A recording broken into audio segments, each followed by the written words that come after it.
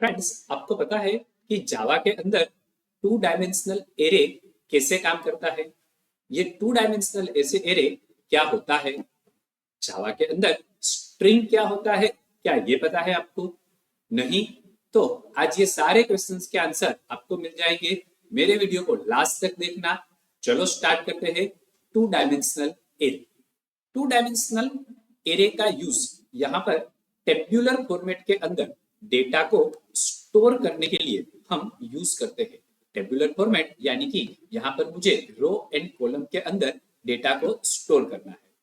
For example, यहाँ पर मुझे 5 स्टूडेंट के मार्क्स स्टोर करने हैं, बराबर। अलग अलग 3 एग्जाम के 5 स्टूडेंट्स के मार्क्स अगर मुझे स्टोर करने हैं तो यहाँ पर मुझे मैट्रिक्स बनाना पड़ेगा 5 रोज एंड 3 कॉलम का, यानी 5 into 3 का मुझे एक मैट्रिक्स क्रिएट करना है।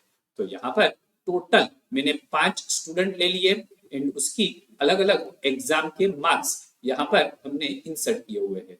तो ये डेटा को स्टोर करने के लिए मुझे जरूरत पड़ेगी यहाँ पर टू डायमेंशनल एरे की, बराबर। अब यहाँ पर हमने क्या डिस्कशन किया कि 5 into 3 यानी टोटल 15 इंटीजर वैल्यूज यहाँ पर कंटिन्यूस फॉर्मेट के अंदर स्टोर हो जाएगी।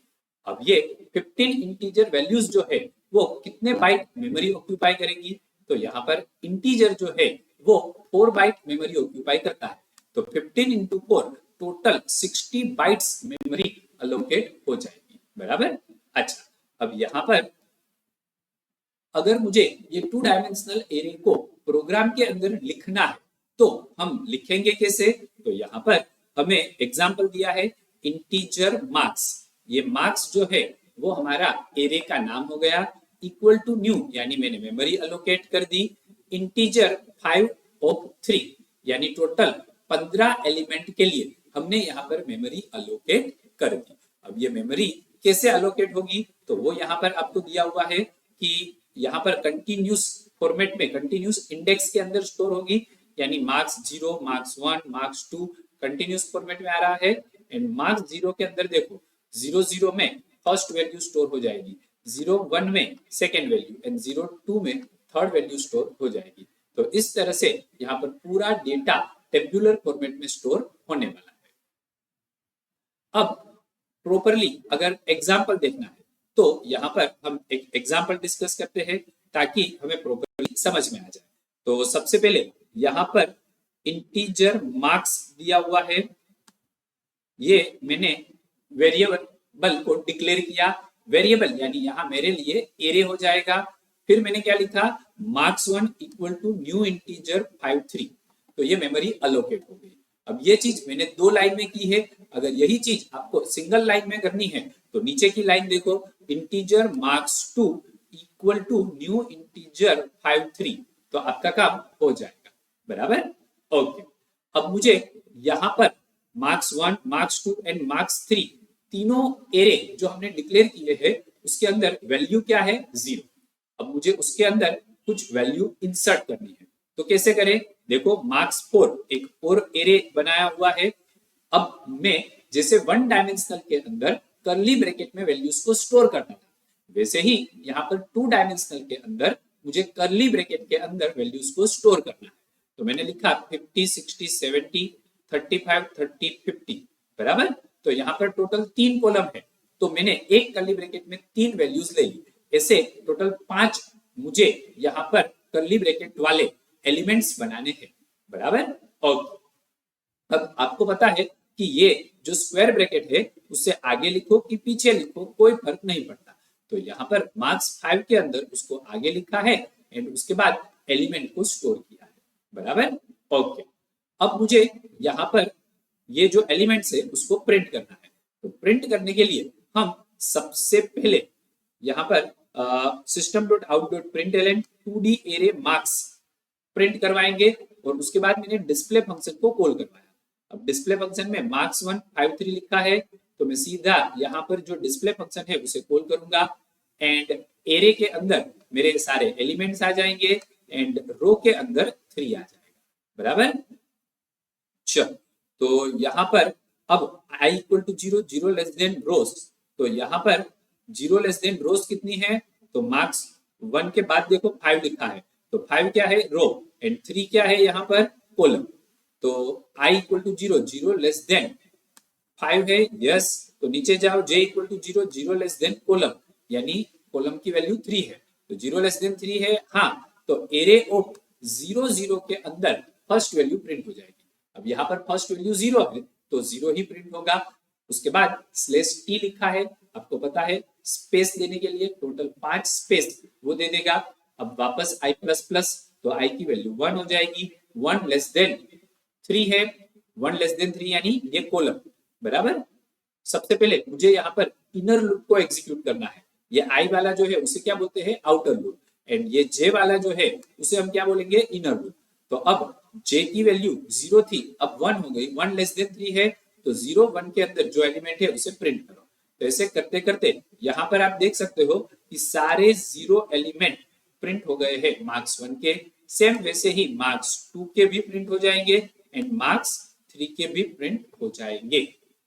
उसके बाद मार्क्स 4 के अंदर यहाँ पर एलिमेंट्स है, तो जैसे ही मैं डिस्प्ले फंक्शन को मार्क्स 4 के लिए कॉल करूंगा, तो यहाँ पर देखो एलिमेंट्स प्रिंट हो जाएंगे, बराबर है। एंड सेम वैसे ही मार्क्स 6 के लिए भी एलिमेंट प्रिंट हो जाएंगे। ओके, चलो डन, आगे बढ़ते हैं।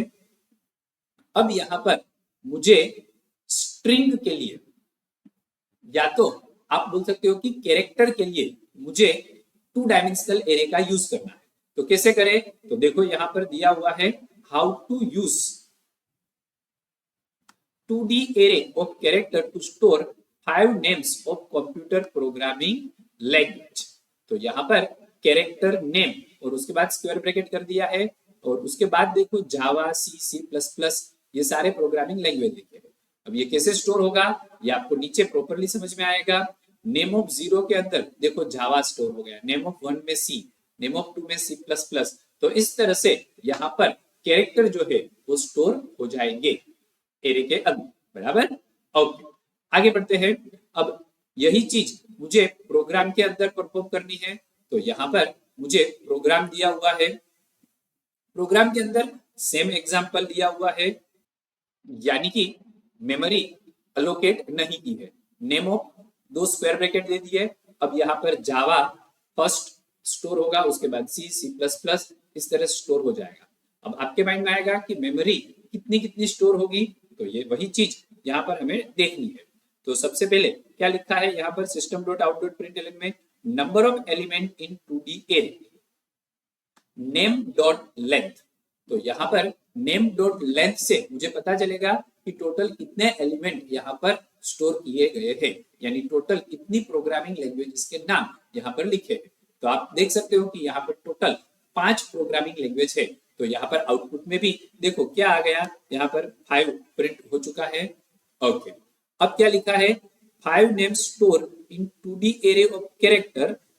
अब कौन कौन से नाम स्टोर हुए हैं ये देखने के लिए डिस्प्ले फंक्शन को कॉल करना है मुझे। तो डिस्प्ले नेम्स कोमा 5, तो अब ये नेम जो है वो एरे के पास चला जाएगा एंड 5 जो है वो रोज के पास चला जाएगा। अब i equal to 0, 0 less than row, row कितनी है 5, तो 0 लेस देन 5 है, तो यहाँ पर प्रिंट हो जाएगा रो i की value 0 have array of 0 dot length. Array of 0 में क्या स्टोर है, जावा। तो यहाँ पर जावा कितने बाइट्स ऑक्यूपाई करेगा, टोटल 4 कैरेक्टर्स है। तो यहाँ पर जावा के लिए 4 कैरेक्टर्स आ गया, बराबर है। अब यहाँ पर आगे देखना है मुझे i प्लस प्लस, तो 1 हो जाएगा, 1 लेस देन रो है, तो अब वो दूसरा एलिमेंट यानी c जो है उसे चेक करेगा एंड c कितने एलिमेंट प्रिंट करेगा वो यहाँ पर स्टोर हो जाएगा 1 कैरेक्टर। अच्छा, अब साथ में मुझे प्रोग्रामिंग लैंग्वेज का नाम भी प्रिंट करना है। तो नीचे देखो एक और लूप दिया हुआ है, i equal to 0, 0 less than array dot length है तो array of i j print करो। तो i j में सबसे पहले क्या आएगा, 0 0 में जावा, उसके बाद क्या प्रिंट होगा c। तो यहाँ पर जो ये इनर लूप है वो प्रोग्रामिंग लैंग्वेज के नाम प्रिंट कर रहा है एंड आउटर लूप जो है वो टोटल प्रोग्रामिंग लैंग्वेज के कितने कैरेक्टर है उसे प्रिंट कर रहा है, बराबर। चलो तो आगे बढ़ते हैं। अब यहाँ पर मुझे क्या दिया हुआ है कि मुझे कैरेक्टर नहीं, मुझे यहाँ पर ASCII वैल्यू प्रिंट करनी है। तो आप ASCII वैल्यू भी प्रिंट कर सकते हो। तो यहाँ पर बाइट्स नेम के अंदर जावा, सी, C++ यही चीजें लिखी हुई है जो ऊपर के प्रोग्राम में लिखा था। बस यहाँ पर फर्क क्या है, तो एरे जो है वो यहाँ पर बाइट लिया हुआ है, जबकि ऊपर वाले प्रोग्राम में हमने क्या लिया था, कैरेक्टर। ओके, और अब सेम प्रोसेस यहाँ पर डिस्प्ले फंक्शन को मुझे कॉल करना है। डिस्प्ले फंक्शन यहाँ पर डिफाइन किया हुआ है। जैसे ही हम उसे प्रिंट करवाएंगे तो यहाँ पर एक एक कैरेक्टर की ASCII वैल्यू प्रिंट होती जाएगी।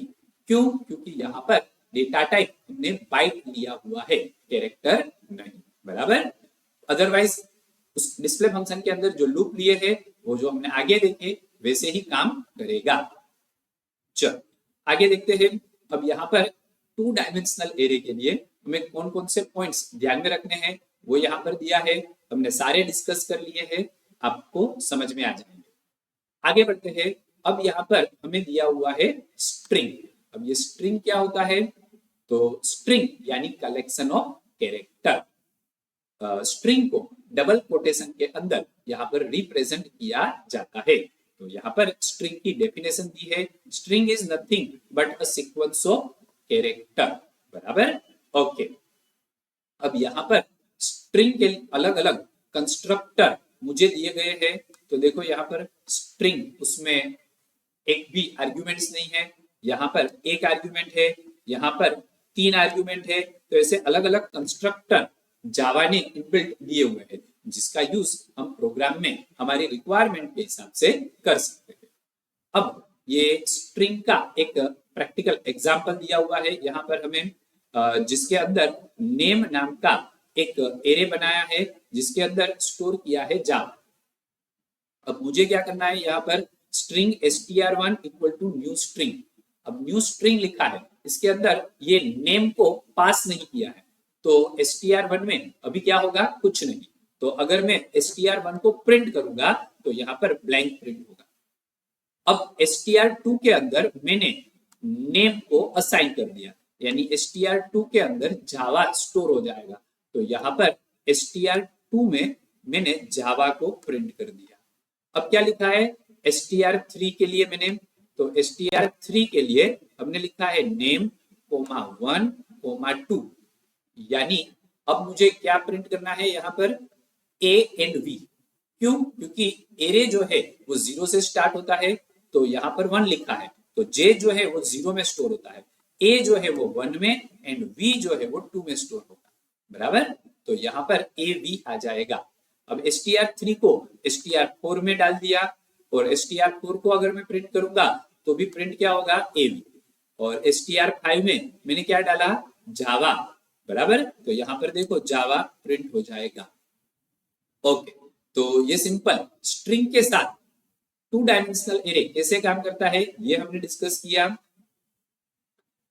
अब यहाँ पर मुझे 2 स्ट्रिंग को कंपेयर कैसे करना है वो दिया हुआ है। साथ में मुझे एक चीज और बताई गई है कि यहाँ पर जब हम मेमोरी अलोकेट करते हैं तो अलग अलग ऑब्जेक्ट के लिए अलग अलग मेमोरी अलोकेट होती है, लेकिन आप जब भी कोई वैल्यू असाइन करते हो और वही वैल्यू दूसरे ऑब्जेक्ट को भी असाइन करते हो तो यहाँ पर मेमोरी अलग अलग अलोकेट नहीं होती है। देखो यहाँ पर दिया हुआ है, when 2 string objects are created using same string literal यानी constant, memory space is not allocated for second object। तो जब दोनों ऑब्जेक्ट की वैल्यू सेम है तो दूसरे ऑब्जेक्ट के लिए मेमोरी अलोकेट नहीं होती है। बराबर। Okay, separate memory is allocated when string object are created using new operator. लेकिन जब आप न्यू कीवर्ड का यूज करके मेमोरी अलोकेट करते हो तो हर एक ऑब्जेक्ट के लिए अलग अलग कैसे, चलो एग्जांपल में समझते हैं। str1 equal to I like Java, तो स्ट्रिंग 1 ऑब्जेक्ट के अंदर आई लाइक जावा स्टोर हो गया, एंड स्ट्रिंग 2 में भी आई लाइक जावा स्टोर हो गया, लेकिन यहाँ पर हमने न्यू से मेमोरी अलोकेट नहीं की है। अब मैंने क्या किया, यहाँ पर str1 इक्वल टू str2 दोनों को कंपेयर कर रहे हैं, तो आउटपुट क्या मिलेगा? ट्रू, यानी दोनों की वैल्यू सेम है। अब हम क्या कर रहे हैं? str3 एंड str4 दोनों के लिए न्यू ऑपरेटर का यूज करके हम मेमोरी अलोकेट कर रहे हैं, एंड उसके अंदर मैंने सेम वैल्यू स्टोर कर दी, आई लव इंडिया। अब अगर मैं ये दोनों को कंपेयर करूंगा तो आउटपुट में मुझे फॉल्स मिलेगा, क्योंकि दोनों की मेमोरी जो है वो अलग अलग जगह पर स्टोर हुई है। बराबर?